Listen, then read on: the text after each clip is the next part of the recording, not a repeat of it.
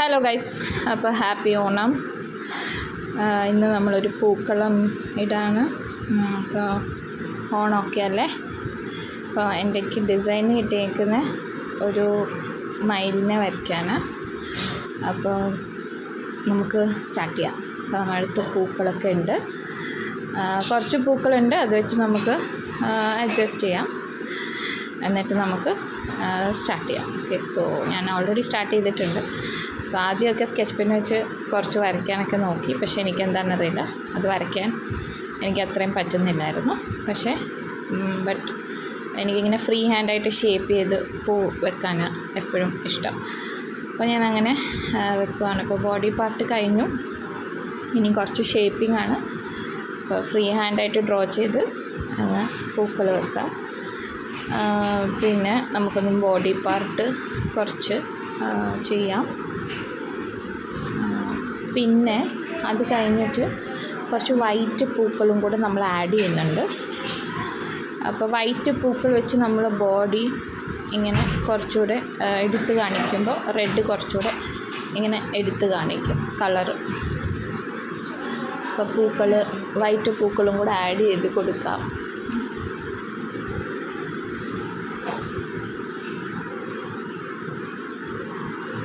എന്നിട്ട് ഷേപ്പ് ചെയ്യാം. നമുക്ക് കൈവച്ച് നന്നായിട്ടൊന്ന് ഫ്രീ ഹാൻഡായിട്ട് ഡ്രോ ചെയ്ത് കൈവച്ച് തന്നെ ഷേപ്പ് ചെയ്താൽ മതി.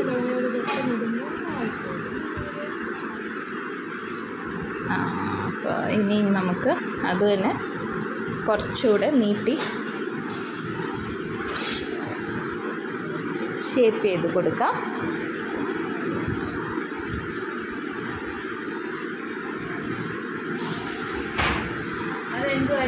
ഇനി നമുക്കതിന് ഫെദർ ഉണ്ടാക്കണം. അപ്പോൾ ഫെദറിന് വേണ്ടി നമ്മൾ യെല്ലോ കളറാണ് എടുക്കുന്നത്. അപ്പോൾ യെല്ലോ കളർ വെച്ച് അതിനൊരു ഔട്ട്ലൈൻ ചുമ്മാ ഒന്ന് വരച്ച് പൂ വെച്ച് തന്നെ വരച്ചൊന്ന് കൊടുക്കാം. പൂ വെച്ച് വരച്ച് കഴിഞ്ഞിട്ട് നമുക്കതിൻ്റെ അകത്ത് മയിൽപ്പീലി വരയ്ക്കണം. അപ്പോൾ അതങ്ങനെ ഷേപ്പ് വരുത്തി നമുക്ക് ഇങ്ങനെ തന്നെ ഫ്രീ ഹാൻഡായിട്ട് തന്നെ ഡ്രോ ചെയ്തെടുക്കാം.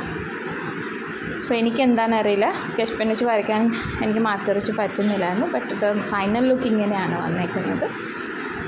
ഞാൻ ഫ്രീ ഹാൻഡായിട്ടാണ് അത് ഡ്രോ ചെയ്തെടുത്തത്. സോ എല്ലാവർക്കും ഇഷ്ടപ്പെട്ടെന്ന് വിശ്വസിക്കുന്നു. സോ എല്ലാവരുടെയും പൂക്കളം കമൻറ്റ് ചെയ്യുക, ഫോട്ടോ ഇടുക, നിങ്ങളുടെ ഓണം വിശേഷങ്ങൾ ഷെയർ ചെയ്യുക.